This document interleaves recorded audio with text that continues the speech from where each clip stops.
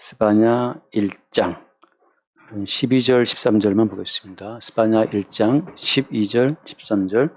그때에 내가 예루살렘에서 찌꺼기 같이 가라앉아서 마음속에 스스로 이르기를 여호와께서는 복도 내리지 아니하시며 화도 내리지 아니하시리라 하는 자를 등불로 두루 찾아 벌하리니 그들의 재물이 누락되며 그들의 집이 황폐할 것이라. 그들이 집을 건축하나 거기에 살지 못하며 포도원을 가꾸나 그 포도주를 마시지 못하리라. 아멘. 거기 보겠습니다. 우리 사람의 마음 깊은 곳에 뭐가 있을까요? 사람의 마음 깊은 곳에 어떤 사상이 들어있을까요?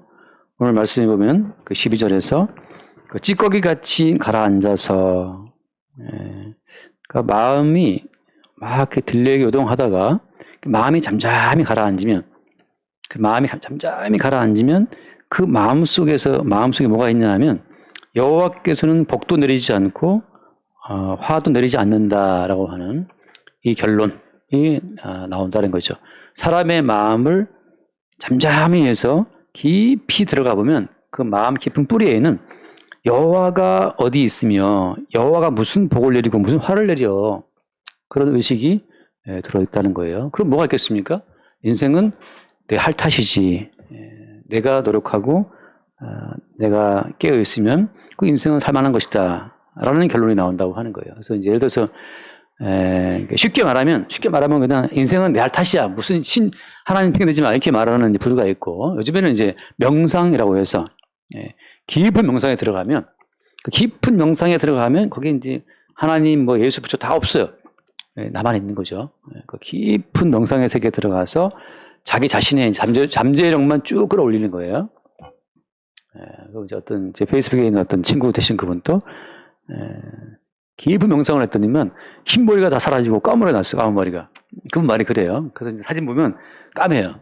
나이는 좀 나나 보이지만 까맣다. 그래서 이제 그분 하는 말이 명상을 깊이 했더니만 낫다. 그런 이야기를 한다는 거죠. 그러니까 결국 사람이라고 하는 것이 자기 세계에 깊이 몰입해서 자기의 잠재력을 충분히 끌어올리면 흰머리도 검어지고, 그죠? 아픈 몸도 건강해지고, 뭐 그렇다는 거죠. 옛날에 그 507 황태자라는 박철원 씨도 감옥에 들어가서 그 단전 호흡을 깊이 했잖아요. 그 단전 호흡에서 호흡을 돌리다가 그만 깜빡 실수하는 바람에 죽을 뻔했다고 그 표현이. 그걸 돌리다가 이제 잘못 돌려도 그렇다는 표현을 쓰고 그러는데, 말하자면 오늘날 교회 내에서도 이제 관상기도라고 해서 깊이 앉아가지고 자기 속에서 하나님의 이미지를 딱 만드는 거예요. 그래서 하나님과 본인이 대화하는 거죠, 이렇게. 말하자면 이제 자기 자아를 끌어올려서 신격화된 자기 자아와 지금 자아가 서로 이렇게 소통하는 거예요, 쉽게 말하면. 그러니까 오늘날에는 이제 찌꺼기가처럼 깊이 가라앉아서 마음속에 스스로 이르기를 말씀한 것처럼 우리 마음을 깊이 파고 들어가면 그 마음속에는 사실 뭐가 있다는 겁니까? 하나님을 싫어한다는 거예요. 내가 왜 네 통제를 받아? 우리를 창조하시고 우리를 중화하시는 그분의 통제라도 벗어나고 싶어하는, 자기 자신이 신 되고 싶어하는, 스스로 하나님 되고 싶어하는 마음이 깔려 있다는 거죠.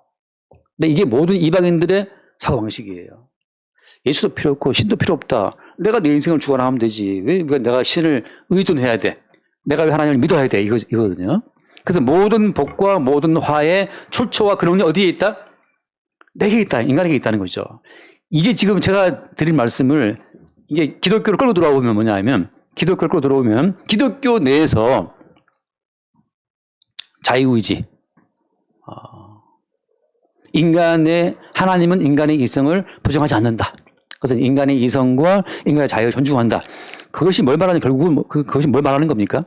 나의 자유의지와 나의 이성으로 그 신의 마음까지 구워 삼겠다는 뜻이거든요, 그게.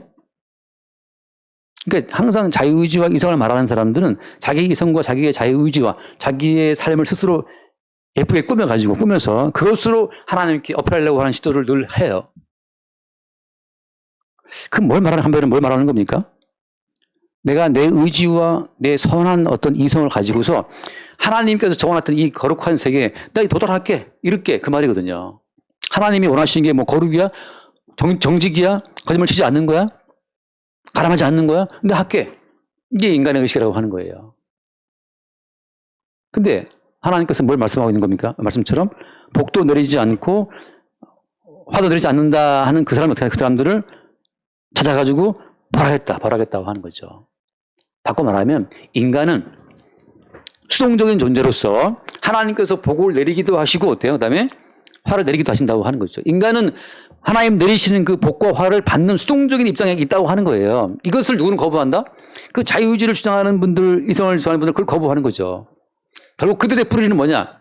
기독교인이라는 탈을 쓰고 있지만 인간의 자유의지적 이성을 주장하는 그분들의 그 뿌리는 교회 안 나가도 깊은 명상의 세계 속에서 자기 자아를 신격화시키는 그들과 같은 맥락이에요.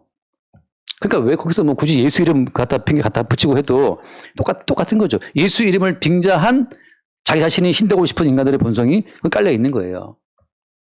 그러니까 여러분 거듭나지 못한 사람들은 자기 자신의 이성적인 어떤 존재로서의 자기 자신을 그거 벗어날 수가 없습니다. 자, 근데 이제 오늘 말씀 뭐냐 그렇다면 인간은 마치 하늘에서 비가 내리면 비를 받아야 되는 땅처럼 하늘에서 눈 내리면 눈 받아야 되는 그런 토지처럼 모든 인간은 그냥 땅에 속한 존재로서 하늘에 계신 주님이 내리는 그 복을 받거나 화를 받거나 하는 존재에 불과하다는 거죠. 하늘의 태양을 우리가 만들었습니까? 산소를 우리가 만들었어요? 우리의 허파를 우리가 만들었습니까? 물고기들을 만들었습니까? 이 땅 가운데에서 인간이 만든 것은 아무것도 없어요. 인간 생존에 필요한 모든 것은 다 밖에서, 위에서 그냥 떨어지는 거죠. 우리 어머니가 배추를 심었다. 또 지금 가을에 지금 모유씨를 심었대요. 모유씨를 샀대요. 저 가을에 이제 심으시려고. 그냥 씨 한 턱 심어놓으니까 그냥 쑥 살아오는 거지, 그냥. 근데 그 매일 뭐 어머니가 가서 그걸 걔들 뽑았습니까? 이렇게. 그냥 해 뜨고 비 내리고 땅 속에 양분 따라서 그냥 자라는 거잖아요. 모든 것이 인간은 수동적으로 받는 존재지 인간이 해를 만들거나 산소를 만들거나 지구를 만들거나 별을 만들거나 인간이 만든 것은 아무것도 없어요. 심장 내가 만들었습니까? 허파 내가 만들었습니까? 몸의 모든 것들이 우리도 모르는 사이에 움직이고 있어요. 밥 먹으면 삼켜 들어가서 여기서 뭐 침에서 아멜레자가 나오고 유액이 나오고 그걸 갖다가 또 피로 들어가면 또 뭡니까? 혈당으로 당으로 만들어서 또 흡수시키는 거 있잖아요. 그 갑자기 뭐라 하지? 그게 단어가 생각 안 나네요. 그 왜 우리가 혈당 환자들 만드는 거 있잖아요. 혈당 환자들 만드는 거. 인슐린. 그 인슐린이 모든 영양 자체를 세포 속에 집어넣는 거거든요, 이게.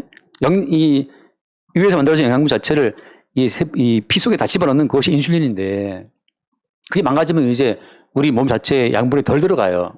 안 들어간 그 당분들이 돌아다니면서 이제 몸의 혈당을 높이는 거잖아요. 인슐린 작용이 그렇게 중요하더라고 보니까. 근데 그 모든 것들을 우리가 만들었냐 말이죠. 시위장에서 뭐가 나오고 초장에서 뭐가 나오고 인슐린 나오고 다 나와서 만드는 이 모든 몸이 우리는 땅을 생각하고 뭐 들어가고 살아가고 있는데 다 돌리고 있어요, 이게. 인간은 수동적으로 살아가는 존재지. 지가 본인이 심장을 뛰게 합니까? 허파에 무슨 이거 꽈리에 산소를 지간에 집어넣습니까? 그래서 성경에서 말하는 복과 화의 기준은 어디 있는가? 한번 볼게요. 창세기 12장 1절 봅시다. 창세기 12장 1절 여호와께서 아브라함에게 이르실 때 너는 너의 고향과 친척과 아버지 집에 떠나 내가 내게 볼 땅으로 가라. 2절 말씀 함께 봐요. 2절 12장 내가 너로 큰 민족을 이루고 내게 복을 주어 내 이름을 창대하게 하려니 너는 복이 될지라. 아브라함에게 하신 말씀이 뭐냐? 네가 바로 복이다 이거예요. 네가 바로 복이다. 아브라함을 보고서 네가 복이야 이렇게 말씀하시는 건 뭐 때문이에요? 그 아브라함 속에 주의 언약이 있기 때문이에요. 아브라함의 몸뚱이 자체가 뭐 신령해서가 아니고 아브라함 속에 말씀으로 찾아오신 주님 함께 하시기 때문에 아브라함하고 하신 말씀이 네가 복이라고 하는 거죠. 그래서 3절 말씀 너를 축복하는 자에게는 내가 복을 내리고 너를 저주하는 자에게는 내가 저주하리니 땅의 모든 족속이 너로 말미암아 복을 얻을 것이라 하신지라. 자, 이게 참 말이 이상하지 않나요? 자, 너를 축복하는 자에게는 내가 복을 내리잖아요. 그죠? 그러면 축복하는 자가 있을 거 아니에요. 축복하는 자가 있고 애들 뭘 받아요, 애들은? 아브라함을 축복하는 자는 뭘 받습니까? 복을 받고 그다음에 또 뭐가 돼 있어요? 너를 저주하는 자에게는 내가 저주한다 하잖아요. 그럼 아브라함이 쓱 지나가면 거기에 뭐가 나오게 돼 있습니까? 어떤 자는 복을 받고 어떤 자는 저주를 받겠죠.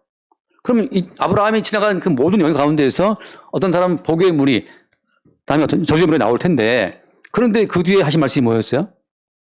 땅의 모든 족속이 너를 말미암아 어떻게 한다? 너를 말미암아 어떻게 한다? 복을 얻을 것이라 하잖아요.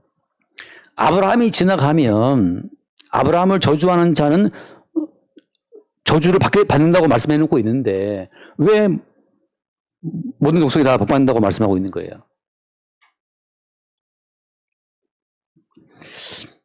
예, 복의 기능 자체가 사실은 모든 세상이라고 하는 것 자체가 이것이 아브라함에게 약속하신 그 복 가운데 있어요. 이게 또 하나 굉장히 시각적으로는 아주 그 예리한 어떤 갈림길이에요. 뭐냐 하면은, 예수님께서 피 흘리신 것은 자기의 백성만을 왜 피 흘리신 것이냐. 유명한 이제 칼빈의 리미티드 어토먼트라고 하는 건데, 그러니까 자기 백성만을 위해서 예수님이 피 흘려 죽으신 것이냐, 아니면 모두를 위해 피 흘려 죽으신 것이냐.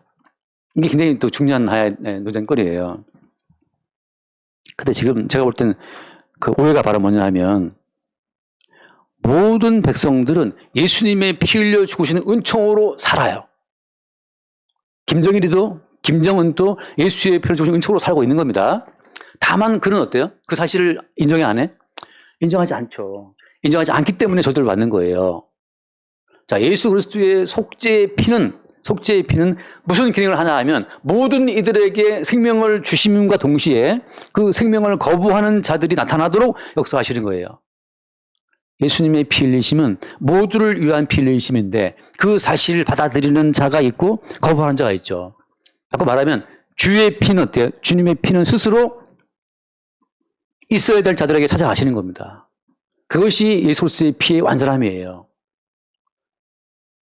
자, 예수 그리스도의 피의 완전함을 다시 이렇게 바꿔 말씀드려 볼게요. 주의 말씀이 살아있느냐? 그럼 왜 말씀이 이르는 곳에 다 변화가 일어나야 되지? 어떤 사람이 말씀을 거부하냐 말이죠. 왜 말씀 거부하는 겁니까? 그 사람이 말씀을 거부하게 되는 그 자체가 말씀의 효능이고 말씀의 기능인 거예요. 말씀 자체가 이미 언약 가운데 확정된 백성을 찾아가서 그에게 역사하시는 거지. 말씀을 딱 던져봤을 때, 말씀이 들어갔을 때 이 사람이 말씀을 거부해. 그거 자체가 말씀을 거부하는 자들을 드러내시는 그것이 말씀의 기능인 거예요. 그죠? 어떤 인간도 자기 의지로 말씀을 이해하거나 믿을 수는 없어요. 그러니까 어때요? 세상 전부 다 모든 세상이라고 하는 것은 어린 양 예수 그리스도의 피의 효력으로 지금 살고 있고 그 가운데서 그 피의 효능 자체가 찾아가면서 그 피의 효능으로 살아간다는 사실을 인정하는 자와 거부하는 자로 누가 그 피의 효능이 자체가 구분을 한다고 하는 거죠. 다시 볼게요. 창세기 8장을 봐요. 창세기 8장 20절 보면 20절에 노아가 여호와께 제단을 쌓고 모든 정결한 짐승과 정결한 새 중에서 제물을 취하여 번제로 제단에 드렸더니, 자, 지금 정결한 짐승을 드리는 것에서 한 겁니다. 21절에 여호와께서 그 향기를 받으시고 그 중심에 이르시되 내가 다시는 사람으로 말미암아 땅을 저주하지 아니하리니 이는 사람의 마음이 계획하는 바가 어려서부터 악함이라. 내가 전에 행한 것 같이 모든 생물을 다시 멸하지 아니하리니 땅에 있을 동안에는 심음과 거둠과 추위와 더위와 여름 낮과 밤에 쉬지 아니하리라. 자, 심음과 거둠, 낮과 더위, 낮과 밤, 여름 겨울 이 모든 반복이 계속되는 것은 뭐 때문입니까? 이것은 정결한 짐승의 희생 때문이잖아요. 따라서 어때요? 정결한 짐승의 희생으로 땅의 모든 족속이 지금 뭘 받고 있는 거예요? 복을 받고 있는 거예요.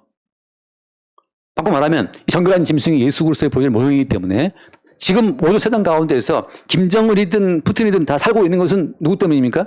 정결한 제물로 자기를 바치신 예수님 때문이죠. 근데 그 예수님의 은총이 딱 증거되었을 때 그럼 푸틴이 김정은이가 내가 지금 이렇게 살아가는 것은 그 정결한 제물로 죽으신 예수님 때문이구나 라는 사실을 그가 받아들이겠습니까? 안 받아들이겠습니까? 아직 모르지만 복음이 증거되었을 때 그 복음 자체를 받아들이게 되면 그는 어때요? 그는 예수 그리스도의 은총으로 살아가는 것을 인정하게 되는 그는 복의 민족으로 드러나는 것이고 거부한다. 거부한 것은 뭘 말하는 겁니까? 이미 그가 복 가운데 있지만 그 복의 출처와 뿌리가 예수라는 사실을 모르는 자에게 뭐가 있는 거예요? 그 저주가 있는 거예요. 이미 모든 세상은 어린 양 예수의 피의 복 가운데 살고 있는 겁니다. 그런데 그 사실이 전파되었을 때 그 사실을 믿게 되는 자와 그 사실을 부인하는 자가 드러난다고 하는 거죠. 그러니까 아브라함이 쓱 가는 곳에 사실은 아브라함으로 말미암아서 복이 무엇인지가 증거됨으로 말미암아 땅의 모든 족속은 아브라함으로 말미암아 뭘 듣게 되는 거냐 하면은, 자, 시간이 없으니까 그 아브라함이 애굽에 갔을 때 애굽 왕 바로의 그 집의 태가 다 어떻게 됐어요? 다 다쳐버린단 말이죠. 누구 때문에? 사라를 데리고 들어오는 바람에. 근데 어때요? 아브라함이 기도를 하니까 어때요? 다시 태가 열렸죠. 다시 말하면 지금 네 와이프가 임신한다 안 한다, 임신을 한다 못 한다, 그 모든 것은 누구 때문이에요? 아브라함이 기도할 때 태가 열리는 거예요. 그건 뭘 보시는 거냐면 아브라함이 가는 곳마다 사실은 네 태가 열린다, 닫힌다, 그 모든 것은 누구 때문이다? 아브라함 때문이라는 사실을 보여주는 거죠. 그 사실은 땅의 모든 사람들이 아브라함의 기도로 말미암아 임신한다는 사실을 보여주는 거예요. 그러니까 지금 살아가는 모든 것은 정결한 제물로 자기를 바치신 예수님 때문에 지금 다 살고 있는 겁니다. 그 사실이 믿어지면 그 사람은 복이에요. 거지로 살아도 그 사람은 복이에요. 거지가 먹는 한 끼의 밥도 정결한 제물을 주신 예수로 인해 온다는 사실을 알기 때문에 복인 거죠. 근데 부자로 살았어요. 매일 잔치하고 살았어. 근데 이 모든 복의 출처가 예수라는 사실을 몰라. 그런 저주 가운데 있는 거예요. 어떤 점 때문에? 복의 출처이신 예수를 그가 믿지 못하기 때문에 저주가 되는 거죠. 어제 언뜻 제가 유튜브로 뭐 짤방이 하나 돌아가는데 그런 말을 하더라고. 네가 그러니까 감옥에 들어온 사람들이 있는데 감옥에 들어와 있어요. 근데 네가 죄가 있기 때문에 감옥에 들어왔다. 그럼 감옥에 들어와 있으면 네가 죄에 들어왔으면 찬밥이든 더운 밥이든 그냥 주는 대로 먹고 감사함으로 살아라 이거예요. 그러니까 죄인 주지에 뭘 이렇게 따져 그 말이거든요. 그러니까 우리는 사실 지금 하나님의 뜻을 저버린 죄인을 살고 있는데 여기에서 이제 복이신 예수가 쭉 왔었을 때 지금 내가 이 깜방에서 이 지구라는 깜방, 지구라는 거대한 감옥에서 오늘도 뭐 배추 심어서 권사님이 갖고 오신 밥 한 끼 먹었다. 이 자체가 이게 은혜인 줄 알고 감사 받으면 되는데 오늘 반찬이 뭐 배추 쪼가리잖아. 뭐 이렇게 나온다면 이제 이게. 근데 사실은 김치는 꼭 필요해요. 김치 없이는 맘 먹기 힘들단 말이에요. 네. 그런 사람 없죠. 그런다면 그 자체가 이제 뭘 말하는 거예요? 부자로 평생 잔치하고 살았지만 나중에 지옥 갔던 그 부자의 이야기예요. 세상은 이미 어때? 다시. 세상은 이미 어린 양 예수의 피 흘려 죽으신 피의 은총 속에 살고 있습니다. 근데 이미 예수가 피 흘려 죽으신 피의 은총 속에 살고 있다는 그 복을 믿지 않고 거부하는 자들은 어떻게 살겠어요? 자기 자신이 복을 만들기 나름이라고 생각하겠죠. 주제를 모르고. 지금 그의 심장과 그의 혈관의 핏줄과 그 모든 것을 움직이고 있는 주의 복을 그가 외면하고 지가 지 심장 돌리는 것처럼 지가 지 헛박과리에 산소를 집어넣는 것처럼 보더니 뭐 지가 방광을 장축해갖고 방광에서 오줌을 걸어내는 것처럼 그 착각 속에 살고 있는 거예요. 그 잘났다는 자유주의를 강조하는 그 교수도 제가 볼 때는 잘 말하고 너의 그 언어 중추를 움직이는 분이 누구냐 말이죠. 그래서 잠깐 누가복음 16장을 보면 누가복음 16장 잘 아는 이야기 16장 23절 말씀 볼까요? 16장 23절 그가 음부에서 고통 중에 눈을 들어 멀리 아브라함과 그의 부인 나사로를 보고 그 다음 봐 24절 말씀 불러 이르되 아버지 아브라함이여 나를 긍휼히 여기사 나사로를 보내어 그 손가락 끝에 물을 찍어 내 혀를 서늘하게 하소서 내가 이 불꽃 가운데서 괴로워하나이다. 네. 한 방울의 물이라고 하는 거 손가락 끝에 찍어서 혀에 손을 이렇게 대달라는 그 물 한 방울도 사실은 출처가 어디였어요? 출처가 그리스도 예수의 십자가 희생이 있었다는 사실이죠. 어린 양 예수의 정결한 제물의 희생에 의해서 물 한 방울을 누리고 있다는 그 사실을 아는 자는 나사로 거지, 그는 복받은 자고 한 번의 물뿐 아니라 그 풍성한 매일 잔치하고 즐겼던 그 풍성한 그 부패 음식처럼 많았던 음식조차도 그것이 자기 자신이 만들어낸 복이라고 생각하는 자들은 지옥 가서 예수 그리스도의 은총이 없는 그 지옥의 고통을 당한다고 하는 거예요. 그래서 오늘 돌아와서 그러니까 복도 누리지 않고 화도 누리지 않는다 이렇게 말하는 자를 어떻게 한다? 들어 찾아 벌하겠다. 그래서 어때요? 그들의 재물이 노락되며 그들의 집이 황폐할 것이라. 그들이 누리는 그 재물과 그들이 누리는 그 모든 집의 안락함 자체가 이것이다. 정결한 재물로 죽임당하신 예수의 은총으로 주어진 선물이었음에도 불구하고 그들이 자기의 노력으로 지어진 집이라고 자랑하는 순간 주님이 그걸 다 깨버린다고 하는 거죠. 왜냐하면 이스라엘은 주님의 은총을 증거하기 위해서 만들어진 민족이기 때문에 그렇습니다. 그러니까 성도의 경우에는 주님의 십자가의 은총이 모든 복에 출처라는 사실을 증거하기 위해서 이 땅에 존재한 자들이기 때문에 성도에게는 밥 한 그릇도 방 한 칸도 여기 있는 뭐 포도원도 조그만 사업체도 다 그 모든 것이 어린 양 예수의 은총으로 주어지는 어떤 그 바탕 위에 서 있다고 하는 거예요. 그래서 이 사실이 너무 뻔하지 않습니까? 근데 우리가 막상 옆 땅을 나가게 되면 내 행위와 내 노력으로 내 인생이 돌아가는 것처럼 바로 착각에 빠져갖고 이제 내 행위와 내 어떤 열심에 의해서 이루어지는 것인양 때로 불평하고 원망하고 낙심하고 막 근심한다는 거죠. 너 걱정을 왜 하는데? 걱정 가만 들어보면 본인이 뭘 해야 되는데 안 했다는 것이며 내일 뭐가 올지 두렵다는 것이며 본인이 인생을 정할 수 있는 것처럼 막 그렇게 빠져 있는 거예요. 그렇지 않다는 거죠. 이스라엘은 주님이 항상 그들을 어떻게 해요? 사망 속에 집어넣어요. 광야에 집어넣고 홍해에 집어넣고 이방 민족에 집어넣어서 우리의 힘과 지혜로 살아갈 수가 없네 이 사실을 항상 보게 하신다는 거죠. 그러니까 성도 입장에서는 작은 사건 속에서도 그걸 보는 거예요.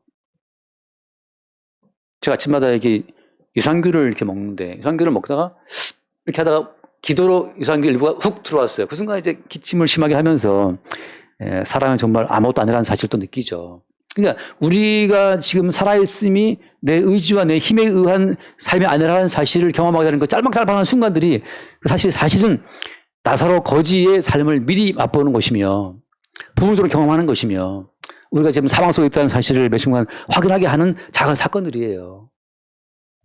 우리는 그걸 통해서 정말 사람이 살아있는 것이 헛되구라는 사실을 보면서 우리를 살게 하시는 은총의 배우자 주의 은총을 보는 거죠.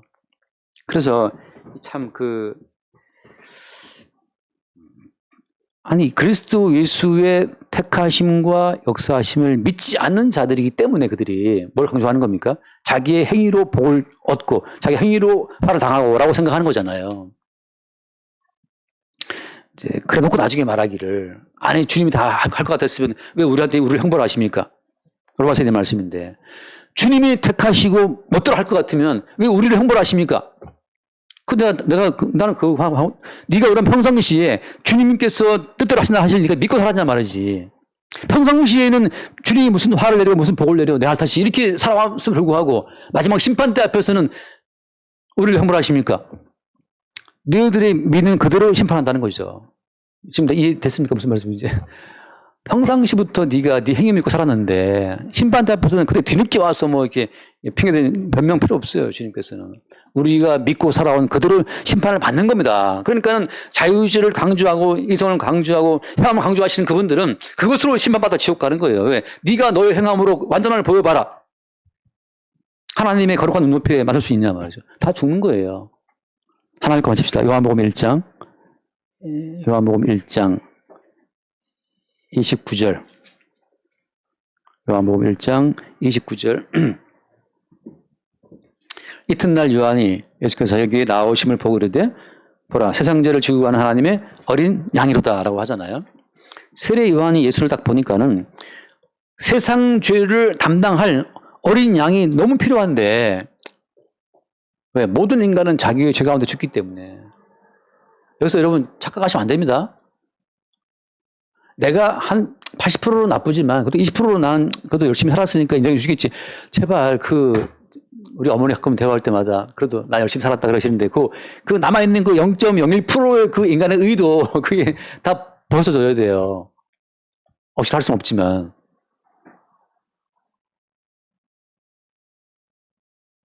그렇죠? 제가 지금 뭔가 중요한 말을 까먹었는데 하려고 그러는데 세상 죄를 지고 간 하나님의 어린 양 어린 양 예수 그리스도 우리에게 남아있는 어떠한 선함과 의로움도 없이 우리의 죄를 지고 가시는 하나님의 어린 양 그런 의미에서 우리가 사는 거죠. 그러니까 우리는 매일 뭘 보는 겁니까? 결론이에요. 우리는 매일 뭘 보냐 하면은 주님이 지고 가신 그 죄의 항목들을 오늘 또 우리는 보는 거예요. 그냥 성질 내지 걱정 근심이 늘어지지 또 어떻게 좀 몸매 좋은 사람은 갑자기 또 몸매 좀 훌륭하시다 또 갑자기 또 그런 또 감탄이 나오지. 가요 들으면 갑자기 또 막 가요 듣고 또 멜랑콜링에 빠져갖고 또 우울해지기도 하지.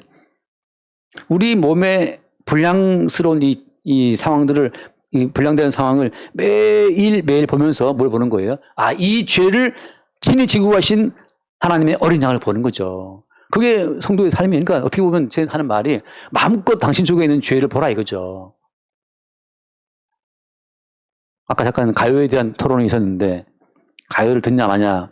근데 저는 이제 가요를 가끔 들을 때 왜 듣냐면, 그 예수가 없는 사람들이 노래하는 인생이라고 하는 것이 어떤 건지 그걸 이제 듣는 거예요. 아, 이것이 진리가 없는, 예수 없는 인생들의 어떤 그 때로는 한탄이고, 때로는 갈망이죠.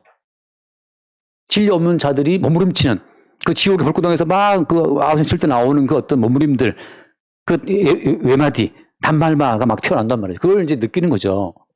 이것이 예수 없는 자의 실상인데, 그 실상이 어때요? 그들만의 것입니까? 아니잖아요. 우리한테도 있단 말이죠. 왜? 같은 몸뚱이기 때문에, 같은 불량품이기 때문에. 단지 그들은 그들의 몸이 불량품이라는 사실을 모를 뿐이고, 그래서 누가 보고 누가 하를 이렇게 말하고 있을 뿐이지만, 우리는 어때요? 우리는 우리의 불량스러운 상황을 보면서 이래서 주님이 어린 양으로 우리의 죄를 대신 지고 가셨다는 사실을 확인하는 거죠. 그 차이밖에 없어요. 가요를 부르는 그들의 몸뚱아리나 우리 불량품이 똑같아. 다만 성령으로 말미암아 우리는 우리 몸이 불량인 것을, 불량이기 때문에 주님이 그 몸으로 대신 모든 죄를 처리했다는 사실을 우리는 볼 뿐이죠. 그 차이죠. 굳이 막 찾아 들을 필요는 또 뭐 있겠어요. 그냥 그때 하면 듣는 거지. 그죠? 예. 굳이 막 검색까지 해가면 들을 필요는 없잖아요. 예. 물론 가끔 저는 조용필 노래를 검색 듣고 뭐, 저 나왔나 듣고 그러는데. 어떤 사람은 조용필 또 노래도 안 치는 분도 있어요. 무슨 얌성이 소리 난다고 그건 있는데.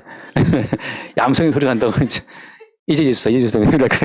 선생님, 저 조용필 안 좋아해요. 그래서. 자, 그래서, 네, 오늘 얘기는 그겁니다. 우리 마음 깊이 들어가면, 우리 다 각자 스스로 신이 되어서 내가 복을 만들고, 내가 화를 내가 자초하는 거지. 그래서 또 뭐, 지난주에 임수사님 여동생이 차 사고를 당했어요. 다른 차가 와서 박았어요. 100% 그쪽 과실인데, 그때 이제 임수사님 어머니 하시는 그걸 듣고 나서, 아이고, 내가 기도를 안 해서 그랬나 보다 하고 그랬다는 거죠. 매일 4시에 일어나서 이제 기도하신다 그러는데 그 어머니가. 근데 그날 기도를 이제 안 했나고 그랬더니 이게 그러니까 지금 얼마나 복과 화의 출처가 자기라고 믿고 있는 거예요. 그게 오늘날 교회에 다 퍼져갖고 지금 뭐 좀 안 되면 아이고 내가 기도를 쉬었나 보다. 뭐 네가 기도를 쉬고 말고 무슨 상관이 있어. 복의 출처가 주님이신데. 그런 좀 오버하지 마세요. 내가 많았기 때문에 아이고 우리 아들이 뭐 했나 보다. 오버입니다. 사무엘은 그 기도 많이 하는 사람이 사무엘 아들 다 불량자였어요. 그렇게 신령한 이삭도 지 아들 한놈 저기에서는 저주가 떨어졌단 말이죠. 우리 탓이 아니고 모든 걸 주관하신 주님이 역사하시는 거지. 나한테 뭐 내가 복과화의 어떤 그 주관자인 것처럼 오버하지 말라. 너도 그냥 다 받는 자야, 받는 자. 네가 무슨 복과화의 수요자인 줄 아느냐. 너는 그냥 받을 뿐이다 말이죠. 그것이 바로 악인 거죠. 그래서 여러분 날마다 우리가 오늘 또 홀로 정결한 제물로 죽임당하신 그 주로 말미암아 낮에 살고 밤에 살고 여름을 겪고 겨울을 겪고 또 돈이 매출이 올랐다가 매출이 나갔다가 이 모든 것이 다 죄 은총이구나.